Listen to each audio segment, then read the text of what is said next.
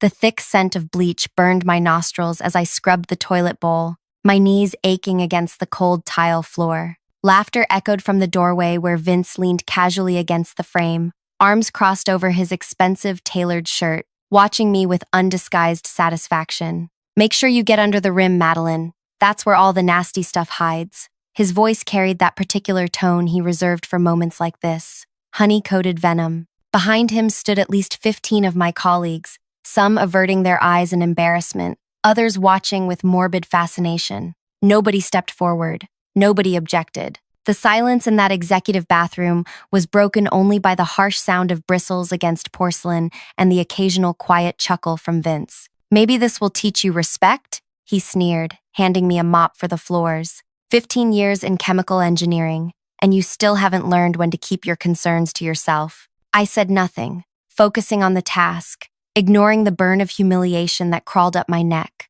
My laboratory coat had been replaced with yellow rubber gloves that reached my elbows. My data reports exchanged for cleaning supplies. "The division review is tomorrow," Vince continued, addressing the onlookers as much as me. "And we're going to present our findings without Madeline's catastrophizing. The XL5 compound is stable. End of discussion." The crowd shuffled nervously. They knew what I knew, that the compound wasn't stable beyond 30 days, that it would break down once it reached the warehouses, that it could harm people. But they also knew what had happened to the last person who had crossed Vince too many times. "Just following orders," I murmured, loud enough for only Vince to hear as I moved to the sink. His eyes narrowed. "What was that?" I looked up, meeting his gaze directly. Nothing important, just like my test results, apparently. The vein in his temple throbbed visibly. "This is why you're scrubbing toilets instead of—" The bathroom door swung open, cutting him off mid-sentence. Leonard Graves, CEO, stood in the doorway, tall, imposing, with silver-streaked dark hair and eyes that missed nothing. The crowd parted instantly. "What's happening here?" Leonard asked, his gaze moving from the crowd to Vince, then landing on me, still kneeling, gloved hands dripping with cleaning solution. Vince recovered quickly, his expression morphing into practiced concern. "Just demonstrating proper workplace hierarchy," he answered with artificial sweetness, gesturing at me. "Madeline has been causing problems with the XL5 project, spreading unnecessary panic about stability issues that don't exist." Leonard's eyebrows rose slightly as he looked at me. "Is that right?" Something inside me, something that had been crumbling under months of systematic undermining, suddenly hardened. I rose to my feet, peeled off one glove, and extended my hand to the CEO. "Madeline Reeves, sir, Senior Chemical Analyst." I held his gaze steadily. "I've discovered that the XL5 industrial solvent becomes unstable after 30 days at standard warehouse temperatures, exactly when it would reach customer facilities. The compound breaks down, creating pressure that can rupture containers when they're opened." The bathroom fell deadly silent. "The production run is scheduled for tomorrow," I continued, "and I've been arguing that we need to adjust the formula before proceeding. I have 3 viable alternatives that would prevent this degradation without delaying production." Vince's face contorted with fury. "She's exaggerating for attention." "I can prove it with a simple acceleration test," I interrupted. "We can simulate 30 days of degradation in 2 hours by elevating the temperature." Leonard studied my face carefully. Everyone except Madeline and Vince, out. Now. The crowd scattered instantly. Several practically sprinted away. I'll never forget what happened next. Hey there. I hope you're enjoying this story so far. If you want to hear how this unfolds, and believe me, you haven't seen anything yet, make sure you hit that like button and subscribe to the channel. Your support means everything, and I promise the rest of this story contains twists you won't see coming. Drop a comment if you've ever dealt with someone like Vince in your workplace. Now, let's get back to that executive bathroom where everything was about to change. My name is Madeline Reeves. For 15 years, I dedicated myself to chemical engineering, specifically, developing industrial compounds that were both effective and safe. I'd risen through the ranks on merit, becoming the most senior analyst at one of the country's largest chemical manufacturers. My innovations had saved the company millions and prevented countless workplace accidents. Then Vince Harlow arrived. He'd been brought in as division director 2 years ago, an outsider with an MBA and connections to board members but limited technical knowledge. From day one, he made it clear that he viewed the research team as obstacles rather than assets, We were speed bumps on his highway to the executive suite. "We need to move faster," became his mantra. "The competition isn't waiting for perfect. They're shipping now." Initially, I tried to work within his new system. I streamlined my testing protocols, found efficiencies in the research pipeline. But then came the XL5 project, a new industrial solvent meant to replace our aging flagship product. The pressure to launch was immense, with major contracts hanging in the balance. 6 weeks before launch, my team noticed something concerning. At standard temperature, the compound began breaking down after approximately 30 days. The degradation created pressure inside sealed containers, pressure that could cause rupturing when opened. "We need to adjust the stabilizing agent," I explained during a production meeting, spreading out the test results for everyone to see. "The current mix becomes reactive over time." Vince had laughed dismissively, always looking for problems where none exist. He patted my shoulder condescendingly. 15 years in this industry and still so nervous about every little thing. "This isn't nervousness," I'd insisted. "This is physics and chemistry. Look at the data." His expression had darkened then. "You're just trying to sabotage the launch timeline because you weren't chosen to lead the project." That accusation had stunned me into momentary silence, long enough for him to move on to the next agenda item, as though the matter was settled. The following weeks became a quiet war. Each time I brought evidence, Vince found ways to discount it. He began excluding me from crucial meetings. He assigned me to unrelated tasks when key decisions were being made. When I circumvented him by bringing my concerns to his superior, Vince claimed I was creating unnecessary alarm to undermine his leadership. And somehow, people believed him. The director above Vince saw only a difficult female employee challenging a promising young executive. The narrative became not about chemical stability, but about my supposed jealousy and resistance to change. The bathroom cleaning incident was simply the culmination, a public humiliation designed to break me completely before the final production approval. Now, standing in that executive bathroom with Leonard Graves, I realized this moment would determine not just the fate of the XL5 project, but my entire career. "Let's move this to the lab," Leonard said after Vince and I had each presented our sides. "I want to see this accelerated testing for myself." In the laboratory, with Leonard watching intently, I set up 2 identical containers of XL5, one with the current formula, one with my modified version. I placed them in climate-controlled chambers set to simulate 30 days of aging. "This will take approximately 2 hours," I explained. "The temperature increase accelerates the chemical breakdown process proportionally." "Convenient," Vince muttered. 2 hours where you can feed him your biased perspective." Leonard silenced him with a look. "While we wait, I'd like to review the complete test data. I provided everything: raw numbers, analysis, projections of failure rates, and potential consequences." Vince grew increasingly agitated as Leonard asked pointed technical questions that revealed his own considerable scientific knowledge, something Vince had clearly underestimated. "Why wasn't this escalated to me sooner?" Leonard finally asked. "I tried," I said quietly.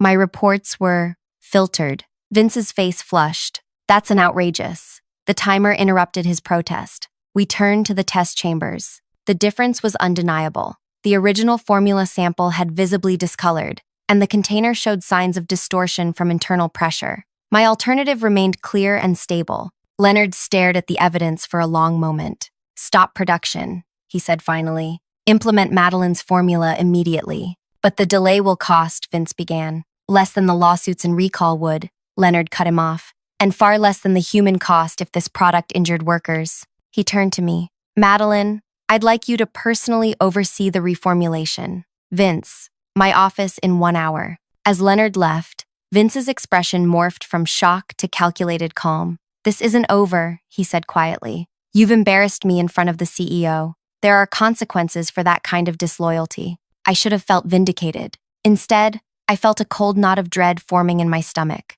Vince still controlled my performance evaluations, my project assignments, my daily work life. And now he had reason to destroy me. What I didn't know then was that the real battle was just beginning. Vince had underestimated me once by thinking I would quietly accept the bathroom humiliation. His second mistake would be assuming that I hadn't prepared for war. By the time I left the lab that evening, 3 things had happened. The XL5 production had been delayed. Vince had emerged from Leonard's office with a brittle smile that didn't reach his eyes, and I had received an unexpected email requesting my presence at the executive offices first thing tomorrow morning. The question hanging over me as I drove home wasn't whether I'd done the right thing. I knew I had. The question was whether doing the right thing would cost me everything I'd worked for. Sleep evaded me that night. I paced my apartment, replaying every interaction with Vince over the past months, cataloging every slight, every manipulation. The bathroom incident kept flashing through my mind,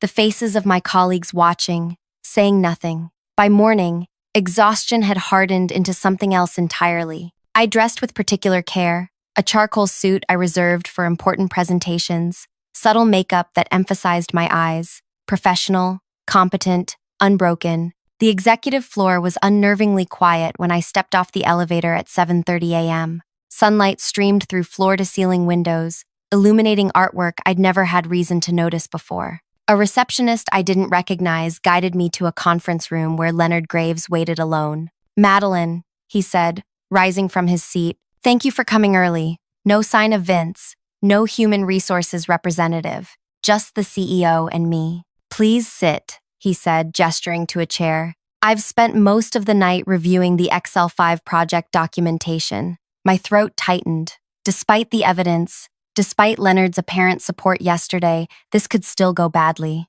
Executives protected executives. That was the natural order. "What I found," Leonard continued, "was disturbing. Not just the technical issues, but the pattern of your concerns being systematically dismissed. Can you tell me when this started?" The question caught me off guard. I'd expected to defend myself, not to be asked for my perspective. "About 4 months ago," I said carefully, "when the first stability tests showed anomalies. Initially, I thought Vince simply didn't understand the technical implications, so I prepared more detailed reports. But it became clear that he understood but chose to ignore them." Leonard finished. I nodded. "What was most concerning," Leonard said, sliding a folder toward me, "was finding these. Inside were copies of my original safety reports, the ones I'd submitted to Vince, with certain sections crossed out, numbers altered, conclusions rewritten. My documentation had been edited before being passed up the chain. I didn't authorize these changes," I said, anger rising as I flipped through the pages. "I know." Leonard's expression was grim. "Falsifying safety data is grounds for immediate termination. Had the product been released with these issues, people could have been injured. The company could have faced serious liability." The door opened and a woman entered. Elise from legal, someone I'd interacted with only peripherally over the years. "Sorry I'm late," she said, taking a seat. "Traffic was brutal." Leonard nodded. "I was just explaining to Madeline what we discovered regarding the Excel 5 documentation." Elise's expression turned serious. "The altered reports alone would justify termination, but there's more." She looked at me directly. "Were you aware of other incidents involving similar treatment of staff who raised concerns?" I hesitated. There had been rumors. Raj from testing, who suddenly transferred to another division. Tanya, who had quit without notice after a project disagreement. "I've heard things," I said carefully. "Nothing I could prove." "Well, after yesterday's incident in the executive bathroom, which apparently had quite an audience, several employees have come forward with similar stories," Elise said. "Not just technical disputes, but a pattern of public humiliation as a management tactic." My mind reeled.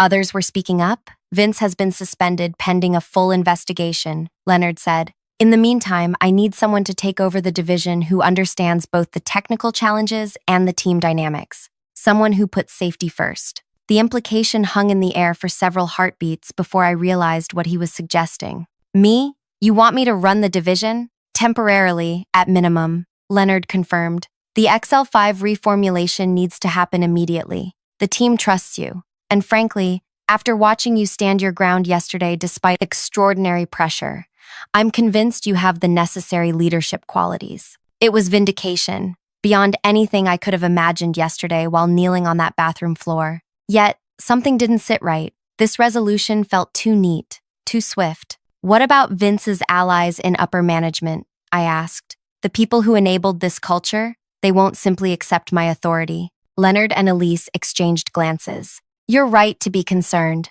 Leonard acknowledged. "Which brings us to the second purpose of this meeting. We need to discuss strategy. For the next hour, we mapped out a plan, not just for the XL5 project, but for addressing the deeper issues that had allowed someone like Vince to thrive. By the time we finished, I understood that my promotion wasn't simply about technical expertise. It was about changing a system. When I walked onto the production floor later that morning, the atmosphere was electric with tension. Word had spread about Vince's suspension. Speculation ran rampant. People watched me with new eyes as I called everyone together. As some of you know, the XL5 formula requires modification before production. I began, keeping my voice level. I've been asked to lead the division while Director Harlow is on administrative leave.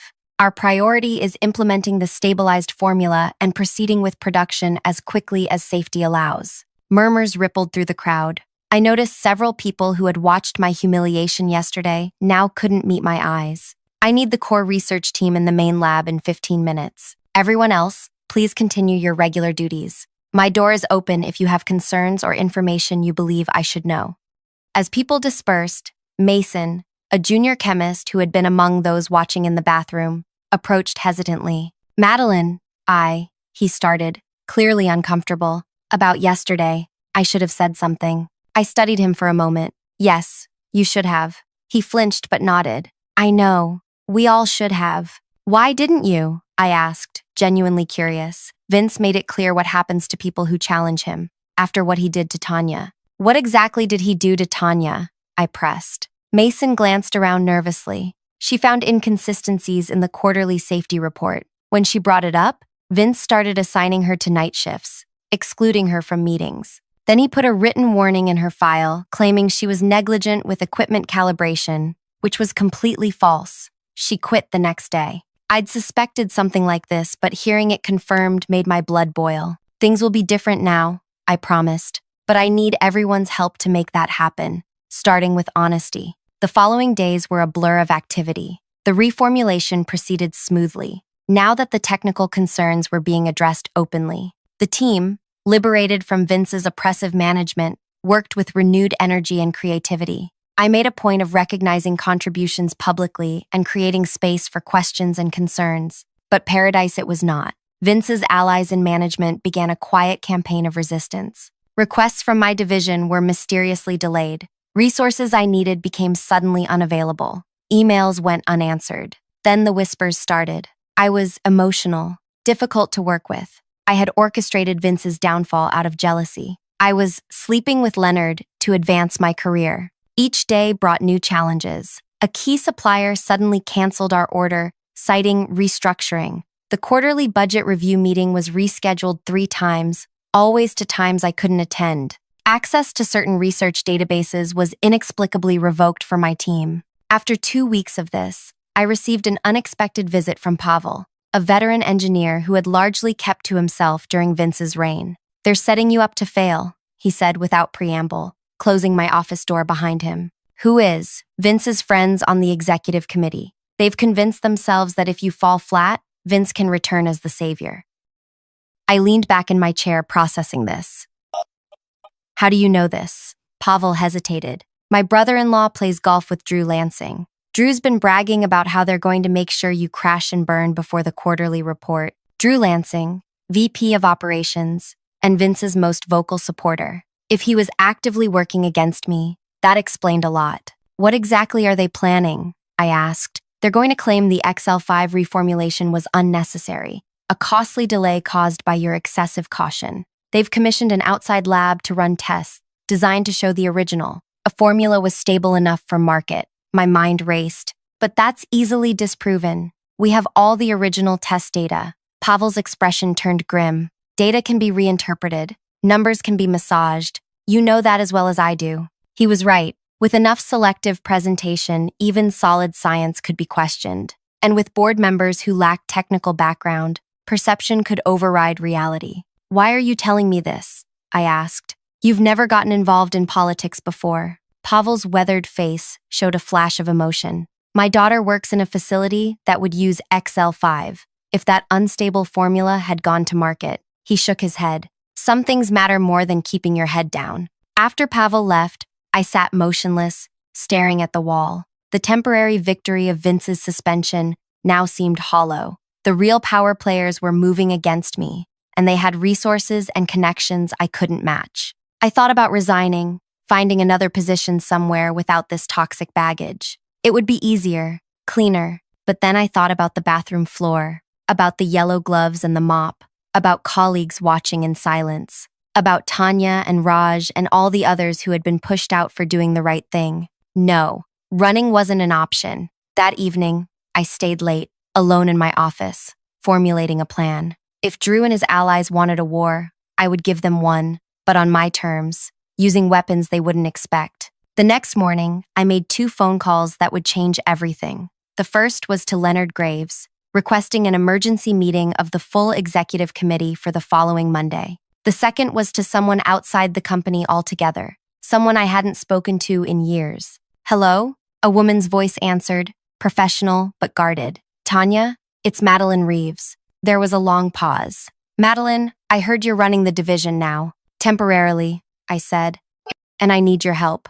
Another pause, longer this time. "Why would I help the company that pushed me out?" "Not for the company," I said. "For everyone still trapped in the culture that Vince built. For the next person who might end up scrubbing toilets for telling the truth." The silence stretched between us. I could almost hear her weighing the past against the future. "What exactly are you planning?" she finally asked. I looked down at the notes I'd been making all night, a strategy that would either save the division or end my career permanently. "Something nobody will see coming," I replied. "Something that will change everything." As I explained my idea, Tanya's initial reluctance gave way to cautious interest, then to active engagement. By the end of the call, we had the beginnings of a plan that would either dismantle the entire power structure or bury us both professionally. The weekend passed in a flurry of preparation. By Monday morning, I was exhausted, but ready. As I drove to work, my phone buzzed with a text from an unknown number. "Package delivered. Everything in place. Good luck." The executive committee meeting was scheduled for 2 p.m. I had exactly 5 hours to set the final pieces in motion before walking into a room full of people who wanted to see me fail. What they didn't know was that I had stopped playing their game. I was playing an entirely different one now, one where their usual rules wouldn't apply and their usual weapons would be useless. By noon, rumors were flying throughout the building. Something big was happening. Nobody knew exactly what, but the tension was palpable. I received dozens of curious glances as I walked purposefully through the hallways, gathering what I needed. At 1:55 p.m., I stood outside the executive conference room, a slim folder in my hand containing just 3 documents. My heart pounded, but my resolve was absolute. "Ready?" Leonard appeared beside me, his expression unreadable. I nodded. "Once we go through that door, there's no turning back." "I know." He held my gaze for a moment. "Let's change this company." Together, we walked into the lion's den. The executive conference room fell silent as I entered. 12 people seated around an oval table, their expressions ranging from neutral to openly hostile. Drew Lansing sat at the far end, directly opposite Leonard's empty chair at the head. His thin smile didn't reach his eyes. "Madeline," he said, voice dripping with artificial warmth, "we're so pleased you could join us for this discussion." I took the empty seat halfway down the table, placing my slim folder before me. "Thank you for accommodating the meeting request." Leonard settled at the head of the table. "I've called this emergency session to address concerns regarding the XL5 project and, more broadly, our safety reporting protocols." Drew leaned forward. "Yes, about that. I've received troubling information suggesting the production delay may have been unnecessary." He slid glossy reports toward each committee member. "Our independent analysis indicates the original formula showed acceptable stability within industry standards." Several heads nodded. I recognized the strategy immediately. Overwhelm with data, create doubt, shift the narrative. I didn't touch the report. "Before we discuss XL5 specifically," I said, "I'd like to address a more fundamental issue." Drew's eyebrow arched slightly. "We have a full agenda, Madeline. Perhaps we should stick to the matter at hand." "This is the matter at hand," I replied evenly. "For the past 2 years, our division has operated under a culture of intimidation that has compromised our scientific integrity and potentially endangered customers." An uncomfortable silence descended. Several committee members shifted in their seats. "That's a serious allegation," said Helena from marketing, her voice carefully neutral. "It is," I agreed, "and I have evidence." I opened my folder and removed the first document. This is a compilation of incidents where safety concerns were suppressed or altered before reaching executive level. 15 separate instances over 24 months. I passed copies to Leonard, who distributed them around the table. Drew received his with barely concealed contempt. Anecdotal complaints from disgruntled employees. He dismissed without reading it. Hardly evidence. Perhaps, I conceded, which is why I also have this. I removed the second document. A comparative analysis of original safety reports versus the versions that reached this committee. Specific alterations highlighted in red. As those pages circulated, the atmosphere in the room shifted perceptibly. The technical members of the committee were examining the documents with growing concern. Even if these discrepancies exist, Drew countered, recovering quickly, they may simply represent different interpretations of ambiguous data. That's why we have management layers, to filter information appropriately. Filter, I repeated, an interesting choice of word. I stood up, moving to the large screen at the front of the room. With the chair's permission, I'd like to present a brief demonstration. Leonard nodded. I connected my tablet to the display. What you're seeing is the accelerated stability test for XL5.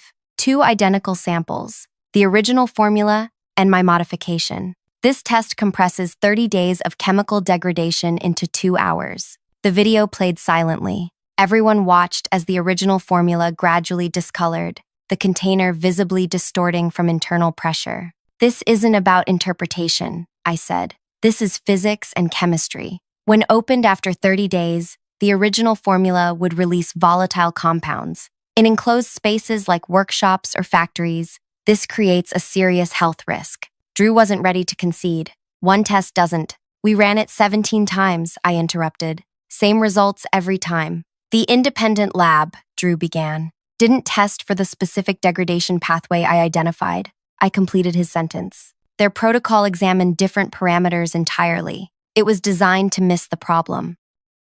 Drew's face hardened. You're implying something inappropriate. I won't sit here and... I'm not implying anything, I said calmly. I'm stating directly that you commissioned a deliberately inadequate test to undermine my findings and protect Vince. Murmurs rippled around the table. Drew's allies looked increasingly uncomfortable. This is absurd, Drew snapped. Leonard, are we going to allow these unfounded accusations? Leonard remained impassive. I believe Madeline has more to present. I nodded, reaching for the third document, my final move. What concerns me most isn't just the XL5 issue. It's the pattern of behavior that created an environment where raising legitimate safety concerns resulted in punishment rather than investigation. I passed the final pages to Leonard. As they circulated, I continued. 7 employees have left the division in the past year, after raising technical objections to projects. 3 more were demoted or reassigned. And yesterday, I received some interesting information about why that happened.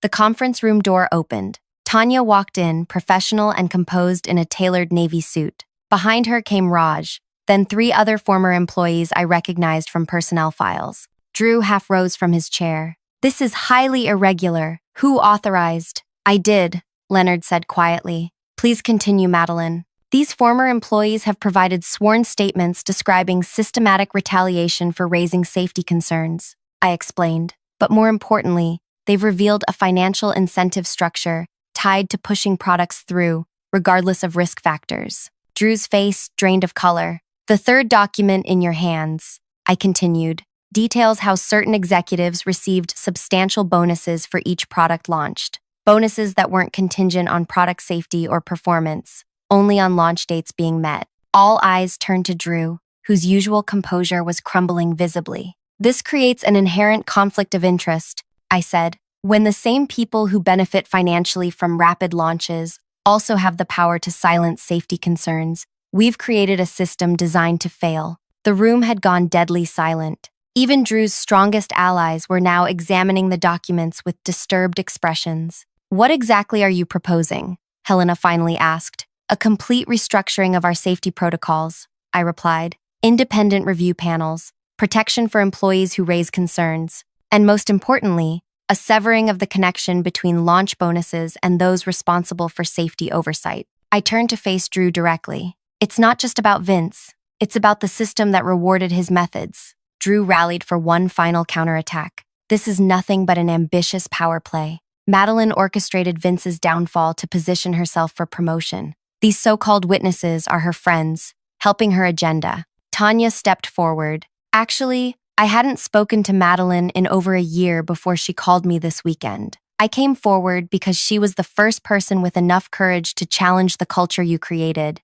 And this isn't about ambition, I added. It's about preventing disasters before they happen. It's about making sure no one else gets punished for doing their job correctly. Leonard rose, commanding the room's attention. I've reviewed all the evidence presented today, as well as additional information gathered during our internal investigation. The facts are unambiguous. He looked directly at Drew. This company will not prioritize speed over safety. Not now, not ever. The meeting continued for another hour, but the outcome was essentially decided. By the time we adjourned, a 3-person committee had been formed to implement a new safety oversight system. Drew had been placed on administrative leave pending further investigation, and I had been confirmed as the permanent director of the chemical division. As people filed out, Leonard held me back. "You took an enormous risk," he said quietly. "It was necessary," I replied. "The board might have sided with Drew. They've known him for years." "Data doesn't lie," I said,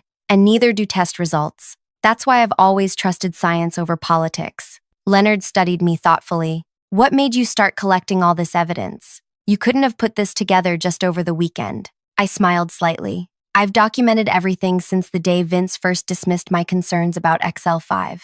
Not because I planned this moment, but because careful documentation is what good scientists do." The following week brought seismic changes. Drew resigned rather than face a formal investigation. Vince's termination was announced via company-wide email, citing violations of ethical standards and falsification of safety data. 3 of their closest allies requested transfers to other divisions. But the most satisfying moment came unexpectedly. 3 weeks after the executive meeting, I was working late when a maintenance worker knocked on my office door. "Excuse me, Director Reeves? We're reconfiguring some office spaces and need to verify which items belong to the company versus personal effects." "Which spaces?" I asked. "Mr. Harlow's former office and Mr. Lansing's suite." I accompanied him down the hallway to Vince's old office, the space I had deliberately chosen not to occupy when I became director. Inside, boxes were already half-packed. "What's happening to this space?" I asked. "Converting it to the new Safety Oversight Committee headquarters," the worker said, checking his clipboard. "And Mr. Lansing's corner office is becoming a shared workspace for the technical review team." I stood there a moment, looking at Vince's nameplate already removed from the door, at his motivational posters being taken down from the walls. Physical erasure following professional disgrace. In that moment, standing in the hollowed-out shell of Vince's domain, I finally felt the weight lift, not just because he was gone, but because the system that had elevated and protected him was being dismantled. The bathroom humiliation had been his attempt to break me. Instead, it had become the catalyst for his downfall and for meaningful change. The yellow gloves, the mop, the watching crowd, all had backfired spectacularly. By trying to publicly demonstrate his power over me, he had revealed his true character to the one person who could end his career, Leonard Graves. My revenge wasn't in destroying Vince personally. It was in exposing the broken system and rebuilding it into something better, something where expertise outweighed hierarchy, where safety concerns were treated as valuable input rather than inconvenient obstacles. 6 months later, our division received company-wide recognition for the successful launch of XL5 with its improved stable formula. Customer feedback was overwhelmingly positive, and orders exceeded projections by 30%. At the celebration gathering, I made sure to acknowledge every person who had contributed, especially those who had initially watched my humiliation in silence, but had since found their voices in our reformed culture. Success isn't about individual triumph, I told the assembled team. It's about creating environments where everyone can contribute their expertise without fear, where doing the right thing is rewarded rather than punished. As people applauded, I caught sight of a familiar face at the back of the room. Tanya, now heading our newly formed independent review panel, gave me a subtle nod of recognition. From allies of necessity, we had become genuine collaborators in transforming the company. The most fitting epitaph for Vince's career came in the form of a new company policy, unanimously approved by the board, the Reeves Protocol for Safety Reporting, ensuring that technical concerns could never again be silenced by management pressure. Sometimes, the best revenge isn't personal destruction, but systemic change. The bathroom humiliation became the catalyst for a workplace transformation no one saw coming, especially the person who handed me that mop. If you enjoyed this story of workplace justice, hit that subscribe button for more tales of sweet, satisfying revenge against toxic bosses. Drop a comment sharing your own experience with workplace bullies. Did you ever get to see karma catch up with them? Remember to like this video if you believe that sometimes the most powerful response to humiliation isn't getting even, but getting better. Thanks for listening.